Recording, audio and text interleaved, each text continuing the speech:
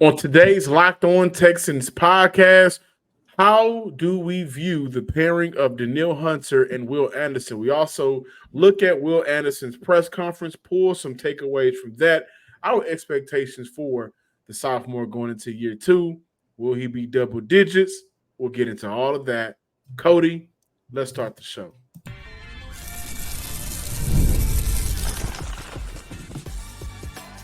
You are Locked On Texans, your daily podcast on the Houston Texans. Part of the Locked On Podcast Network, your team every day. Turn up on this Thursday, Texans fans across the nation, the state, and of course, as always, from the great city of Houston. Welcome to this Thursday episode of the Locked On Texans podcast, a part of the Locked On Podcast Network, your team every day. Thank you to all of our returning listeners coming back, listening to the show for the first, second, third, fourth, fifth, 700, 1,000th time. We really appreciate it. And if this is your first time watching or listening to the Locked On Texans podcast, thank you for sitting down and watching or riding and listening or however you're listening to the podcast. Please be sure to subscribe, like, and comment like a lot of you guys have done. Thank you to all of our new supporters. Thank you to all of our long-term supporters. Thank you to everybody. Also subscribe, follow us, on Twitter at Locked On Texans. I'm your Texans football analyst, John Sports Guy Hickman. On the other side of the screen, Texans Credential Media member, Sports Illustrated's own Cody Davis. Before we dive into today's show, gotta let you know that today's episode is brought to you by Monopoly Go. I admit it, I have a competitive side, and it is a big fan. I'm a big fan of Monopoly Go. I told my brother about it, told some of my friends about it in our group chat. The mobile hit twist on Monopoly. So join your friends and download Monopoly Go now on the App Store or Google Play. We will be looking at Will Anderson Jr. Will Anderson Jr. Day. We promised this for 2 days. Gotta give we doing this for my boy. Will Anderson help lead this defense to the best defense in the NFL? We're going to talk about that to close out the show. Our expectations in year two for Will Anderson. But Cody, we're going to open up talking about the pairing of Danielle Hunter and Will Anderson. And before I give it over to you briefly, I just want to say the pairing of John Bernard and Will Anderson was great for Houston last year. And I think it's universally known that no knock towards John Bernard, but Danielle Hunter is a better player. Grenard's no scrub. So when you look at bringing over a better player and the player of Will Anderson Jr.'s stature going into year two, he talked a lot about just participating in OTAs and like everybody got to put their work in. You look at him in year two, man, just and those two together, what are your expectations? Look, we talk a lot about the pairing of CJ and Stephon Diggs, what that can do for this team. The pairing of CJ and Joe Mixon, what that can do to this team. We talk a lot about the pairing of Stephon Diggs and Nico Collins, but John, the most important and the most vital pairing that this team I have as of right now is Will Anderson Jr. and Danielle Hunter. And I don't want nobody to take that the wrong way, but I look at it from a standpoint that you have a defensive-minded head coach, and you guys probably hear me say this every single day, and John, you know this is probably something else they're going to tease me about. Coach DeMeco Ryans. I get it. I understand. Coach DeMeco Ryans love his defensive line unit. And you had an opportunity to upgrade. Because remember, John, when we started getting word that JG probably will not return, my number one concern was how in the world are you going to replace his services? You're talking about a borderline Pro Bowl caliber player. And not only that, how are you going to replace his services knowing his importance playing alongside Will Anderson Jr. And of course, the Houston Texans, like they possibly did throughout this whole entire offseason, shut me up and went out and signed Danielle Hunter, a guy who when healthy, outside of that one season he had, with the neck injury and stuff that he was going through, you're looking at a guy that's definitely one of the top pass rushers in the game. And also you got to look at it from a standpoint that Coach D'Amico Ryans, like he mentioned a couple weeks ago, the reason why I put so much emphasis on improving this defensive front is because in the AFC, we have to go up against some of the league's best quarterback, of course, starting with the best quarterback in Patrick Mahomes. So I had an opportunity to ask Will Anderson Jr. about his first impressions of Danielle Hunter, the signing, and the potential pairing of what those two can possibly become. You talk about working with some of the vets. Have you had an opportunity to work with Danielle Hunter, and if so, what type of pairing do you think you guys will be able to develop? Yeah, I haven't got a chance to work with him yet, but it was crazy how everything just took place because I got a chance to meet him at Pro Bowl. To come to find out, he's with the same agency, so me and him have been talking back and forth. And man, he's a great guy. He loves ball. He doesn't want to do anything else but play football, and I know he loves cars. But having a guy like that, a vet in the room like that, who can inspire so many of us, teach us so much stuff, and we can learn from him. He has a lot of great tools, a lot of great ability. He has great leadership, and he just knows what it takes to be one of the greats in this league, man. So I'm very eager to learn from him, to play along beside him, and really just see how this thing goes, man. We're really excited. John, I know you're going to analyze this pairing for the on-field type of things, but you know me, man, I love, talking about off-field as well, because I look at it from a standpoint. Yes, Will Anderson Jr. had a phenomenal season in his rookie year, Pro Bowl caliber player, rookie defensive player of the year. And I remember every time Will Anderson Jr. achieved a milestone, because remember, he broke a record of the all-time sack list for a rookie on the defensive line for the Houston Texans with 7.5. Forgive me, I can't remember the number. But every time he accomplished a milestone last year, he always went back and talked about the time that he put in learning, studying, and working alongside Jonathan Grenard. And I look at this from a standpoint, you have a young player who the sky's the limit for this kid. You have a young player who is willing to learn and ask veterans, how can I get better at X, Y, and Z? And to see what he was able to do working alongside Jonathan Grenard, you pair that now with Danielle Hunter, a guy over the last 5 seasons who has recorded a combined 5.5 sacks. And as good as Danielle Hunter has been throughout his entire career, last year was a career year from here with 16.5. John, this pairing alone, I do believe, is going to possibly be the best pairing for the Houston Texans in 2024, and is possibly could be the most vital, because you look at it from a standpoint, Will Anderson Jr., 2 years playing, working alongside and developing alongside Danielle Hunter. There's no telling what this kid is going to be able to do by the time 2025, 2026 comes. Man, I like everything that you said. Once again, I said it yesterday, I'm going to say it again today. I 100% agree. I think that when you look at the teams Houston will be going up against next year, the Baltimore Ravens playoff rematch, the Buffalo Bills, no matter how we feel about Josh Allen in the offense, they are still led by Josh Allen, who is one of the top 6 or 7 quarterbacks in the NFL. They're going up against the Miami Dolphins, who we know how explosive and fast that offense can be. They're going up against the Detroit Lions, and we know how great that offense can be. So you look at the Ravens, the Bills, the Dolphins, and the Lions. Those are 4 teams, 4 playoff teams that Houston will be battle tested against. And I think how this team is currently put together, right? If you look at their best position group right now, or to defeat those teams, I would say it would be getting after Tua, getting after Josh Allen, getting after Lamar Jackson, getting after Jared Goff, who isn't one of the mobile quarterbacks in the NFL, being able to stop the offenses by way of Danielle Anderson, Will Anderson, and Danielle Hunter and Will Anderson. And what I like most about that pairing is a couple of things. Number one, I think the world of Will Anderson as a run stopper coming from that edge position.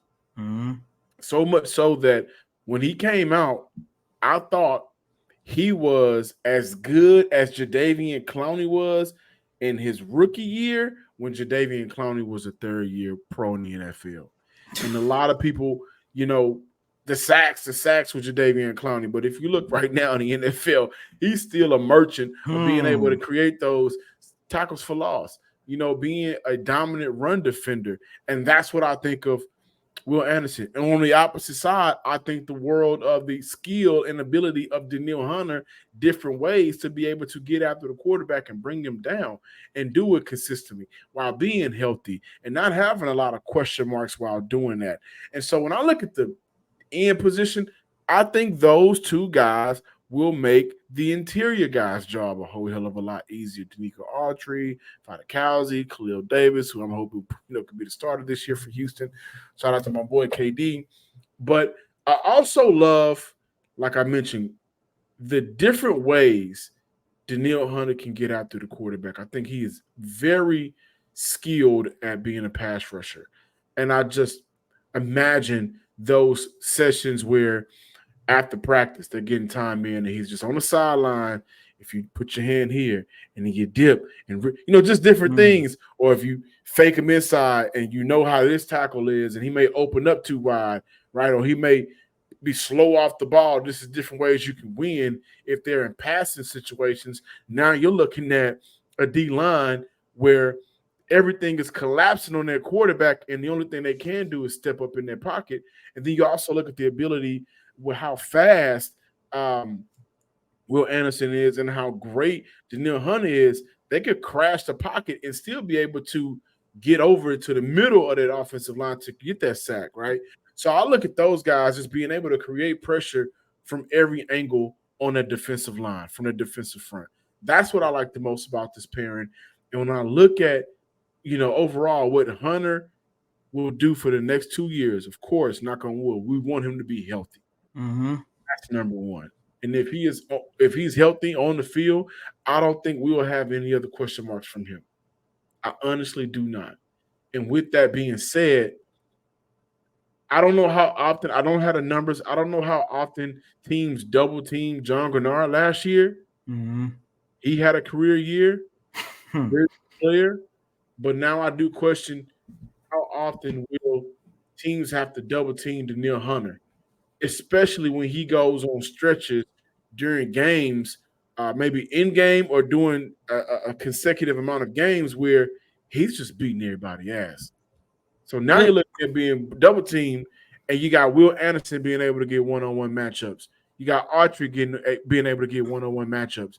Now you're looking at a D-line that's, hey, man, get in where you fit in. Go eat. I'm excited for it. To that double team point, maybe it's something we could revisit in the last segment. That says a lot because John remembered, I don't have the numbers either, but I do remember this. Will Anderson Jr. was ranked either 5th or 6th in the league for most double teams. He was up there with the TJ Watts. He was up there with Michael Parsons and stuff. He was up there as a rookie. And that was with him playing alongside Jonathan Grenard, and this defensive line unit still set a franchise record for most sacks. I think it was like 45, 46. Now you add Danielle Hunter, and to your point, John, you're going to have to pick and choose who you double team. Yeah. That's crazy. Right now, I'm trying to see if I could find – maybe I can bring it back with the double team. And Danielle Hunter was almost top 5 in everything. Like pressures on pass rush snaps, top 5 in that. You look at two guys that's going to get double teamed. You look at two guys that can have their way from that edge position, just being able to beat guys because they are that good at their job. I know some of us are very competitive. I'm competitive.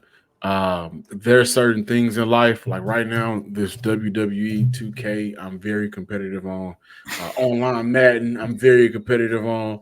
I have a blast with that. If you play Madden, drop your gamer tag. But I want to talk to you guys about another game that brings out my competitive side, Monopoly Go. I'm sure you heard of it. It's been downloaded over 150 million times. It's a great twist on Monopoly where you play on not one but hundreds, of Monopoly boards in crazy locations, building up amazing cities that bring you big money. Shout out to Beaumont. The best part, messing with your friends. I can charge them rent on my iconic properties just like classic Monopoly. But now I can also heist their vaults of riches for myself. Give me that. Give me that. And the leaderboards show me who the biggest Monopoly tycoon is. But it's not just my competitive side that loves it. You can team up with friends and people all around the world in time tournaments to earn big rewards. So get in the game and join your friends. Download Monopoly Go, now free on the App Store or Google Play. Welcome back in, Locked On Texans listeners and viewers. Before we continue with our Will Anderson Jr. talk and our expectations for him going into year 2. So we all know that Stephon Diggs is a Houston Texan. That means you got to follow him on social media, right? Got to follow him on Instagram, got to follow him on Twitter. Mm-hmm. And he tweeted, I want pancakes with the crispy edges, tacos, and chocolate chip cookies without the chocolate chips. Then you just want a cookie. Here's the thing, Diggs. You are coming to Houston. This ain't like Buffalo. Every place has brunch that serves exactly what you're looking for. Yes, sir. 11 to 7 o'clock. Don't get caught up down here eating too much, man. Listen, I know I'm a big fella, but the crispy edges, he knows what he wants. The tacos, chocolate chip cookies too, without the chocolate chips. Again, I don't understand that. You just want the like cookies. Is it like melted in there or something? I don't know. Maybe he mean like melted in there and not on top. I guess boneless chocolate chip cookies is wild. I don't get it, but what isn't wild are our expectations for Will Anderson Jr. for year 2. Mm-hmm. I think he had a stellar rookie year. You look at the 7.5 sacks. I mean, he was one of the top edge rushers and pressures created. And that was a talking point early in the year. Remember, he only had like 1 sack through, I think, the first 6 or 7 weeks or something like that. I could be off a couple of numbers, but D'Amico came and basically said, those pressures are cool, but we need to bring down quarterbacks. And then after that point, you saw games where Gennard's hot, Rankin's hot, Collins is hot. And then Will Anderson got in on the action, right? Being the rookie record holder for sacks in the season.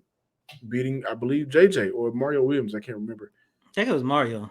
Was it Mario? Yeah, because JJ had 5.5 his rookie season. I think Mario had, 6, if I'm not mistaken. Shout out to Mario. What are your expectations for Will Anderson Jr. in his second year? All pro. Plain and simple. All pro. Plain and simple. And the reason why I said all pro, and of course, like what else is there? I mean, TJ Watt, Michael Parsons, Danielle Hunter, his teammate. But yeah, John, Myles Garrett, Bosa. I understand all that. But you naming guys outside of Michael Parsons, one, they're getting up there in age, and two, most importantly, just like CJ Stroud, they have had success so soon, so early, to the point where if it's not coming close to what you did last year, i.e. Pro Bowl, you got to take it a step further, which is all pro. And I get it. This is a very, I don't want to call it the golden age, but this has been a very entertaining, I would consider this one of the best eras of pass rushes that you had, because John, just like you mentioned right off the top, you named about 4 or 5 pass rushers who, you can make an argument that they are better.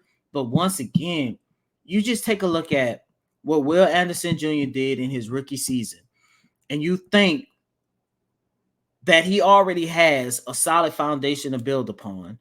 You're working alongside Coach D'Amico Ryans, a great defensive-minded head coach. You are now established in this league. All pro has to be the bar for Will Anderson Jr. And then the best part about it is this young man has not gotten complacent by what he has accomplished so far in his career. Yeah, I don't get too caught up in those things, man. The only thing I can keep focused on is how am I getting better? How am I helping the team, reach the goal automatically that we want to reach? And what is my plan going into this season? How am I, transitioning from my first year to this year? How am I taking that leap? So really, it's not about the statistics. It's not about the stats. It's about individual growth every day. How am I growing? How am I becoming a better player? How am I taking care of my body? How am I doing all these things to help the team? I remember before the start of last season when we had our Wakanda Forever episode, it was me, B. Scott, and Sarge. And Sarge said that he can see a situation where Will Anderson Jr. can surpass the greatness and legacy of J.J. Watt. John, listeners and viewers, I remember. I'm not there yet. But what I will say is, as of right now, I think he has a case to where, as of right now, what we've seen based off his rookie season, where we think this can go at least of next year. When you look at expectation for year 2, it won't be too much longer where we say greatest pass rushers in Texans history, J.J. Watt 1, Will Anderson Jr. 1A. I think we are getting to that point that did this fast, which is scary to think about. So to go back to his press conference with CJ, D'Amico, and Will Anderson, to go back to that press conference, Cody, what I liked from Will Anderson was his emphasis on the swarm defense and how it is important for Houston to build on last year. Mm-hmm. And by that, he said the expectations and the Texans have always been the same, no matter the outside noise, no matter the media or any of that. He continued with by saying we have a standard that we have to play to. We have to play to. We have a mentality that we have to play to, and that's the only thing that we have to play to. Also continue with there's no place for complacency here at all. What we did last year was last year, and what we're going to do this year is what we're going to do this year. We can't focus on the past, so right now it's just about keeping the same mentality, and that's a swarm mentality. When all else fails, we're going to go out there and swarm. That's the type of team we're going to be heading into this new season. I took a lot away from that. I mean, for a young man going into his second season, I can see him walking out game 1 with a C on his chest. He already had it year 1. He had it in year 1, right? So he's coming back with it. But you when you look at, when you hear those, we are going to play too. We have to do that, right? Mm-hmm. I love the fact that while he is the sophomore, I think he's going to be the vocal leader for that team, rightfully so. Derek Stingley can be quiet as a mouse. He's probably maybe the better player on that defense now that Danielle Hunter's here, maybe, the second best, who knows, but he's top 3, but he's quiet. You're not going to hear a lot from him. But Will Anderson, he's a guy that I truly believe that, we're going to see a step up in him leadership-wise.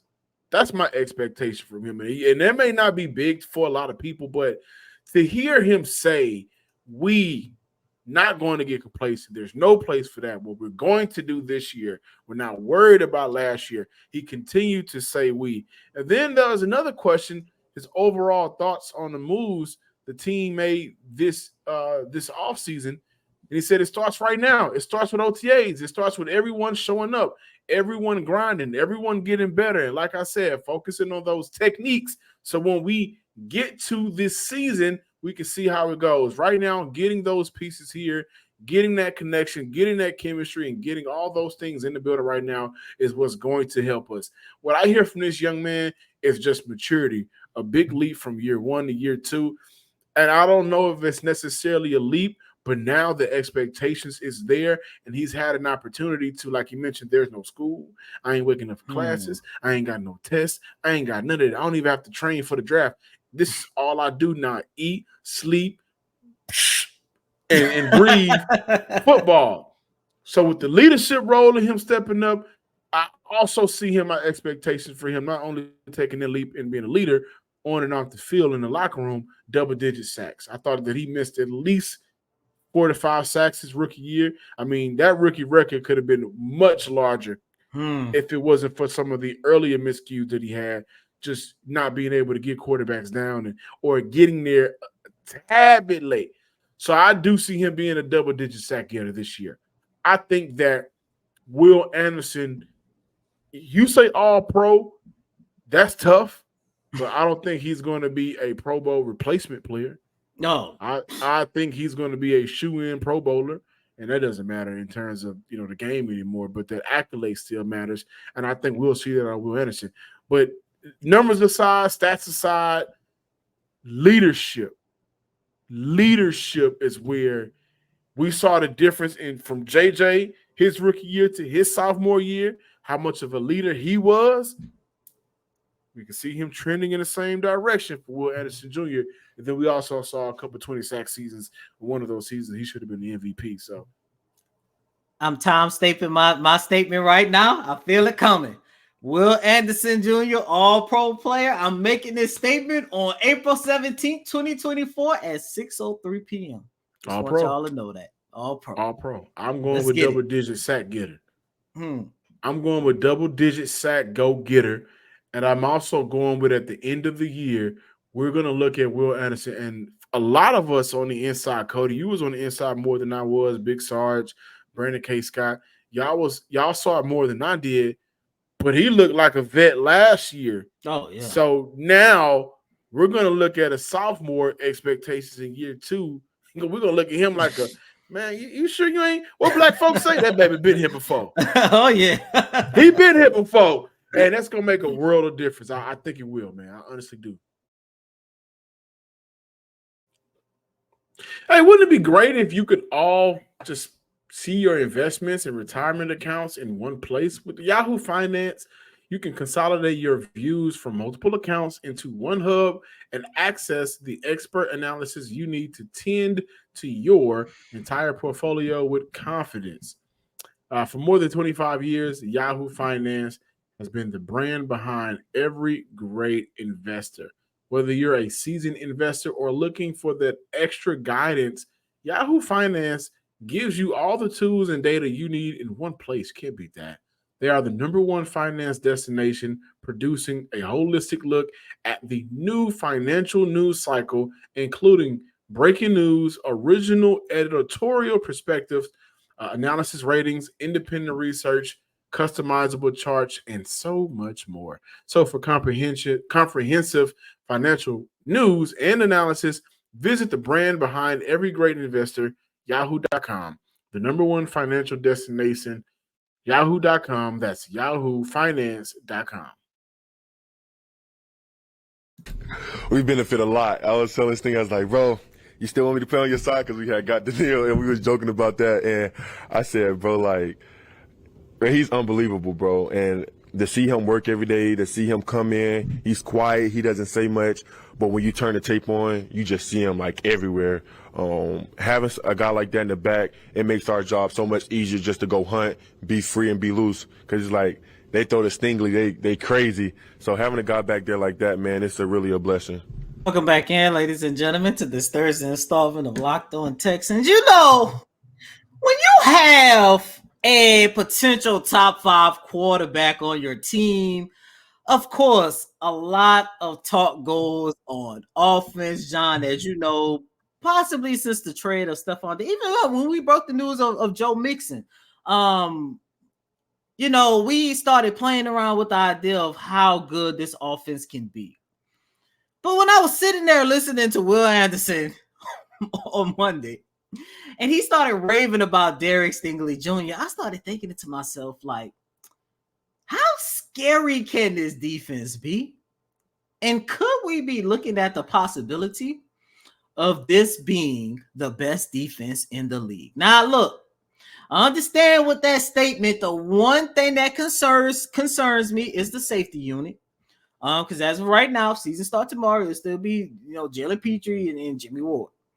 But let's just say, for the sake of the argument, they get it together. On all 3 levels, John, this could be a defense that can go down as the best in the league, in my opinion. Especially considering when you have young guys like what you guys just heard from Will Anderson Jr. We spent this whole show raving about Will. But you heard what he had to say about Derek Stingley Jr., who was going into year 3. And we saw after he came back from that latest hamstring injury, we saw the impact that he could have. And he was definitely looking like Derek Stingley from LSU. We are literally watching the growth of Christian Harris, who I believe is definitely going to put his name at least into consideration for being one of the most impactful players at this position. But you also got guys that's coming in like El Shazir. Who we haven't talked a lot about and what he can be for this team. We're definitely going to do it next year because I think D'Amico Ryans had a lot of great things to say. Next week, I'm sorry.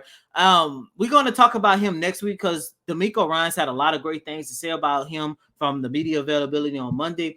But John, just on all three levels, once again, if the safety unit can get it together, this can definitely be the best defensive team in the league.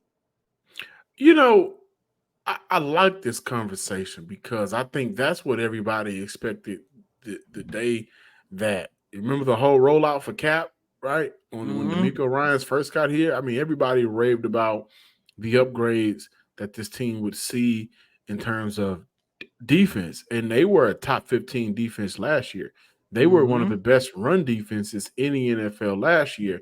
Now, granted, they had trouble with Indy. They had trouble with Baltimore. But they shut down a lot of teams on the ground. And I think they finished sixth in run defense. I think a lot of that maybe due to how good their offense was last year. They was a top 10 or 12 offense in the NFL, one of the better passing offenses in the NFL. You saw Houston jump out to leads over some teams and get into shootouts. And so when you get into those shootouts or you get that big lead over teams, you see teams kind of abandon the run. But even when teams try to, Sheldon Rankins did a very good job of making sure that wasn't possible. Grenard, Anderson, Malik Collins, Khalil Davis, like the D-line did their job last year.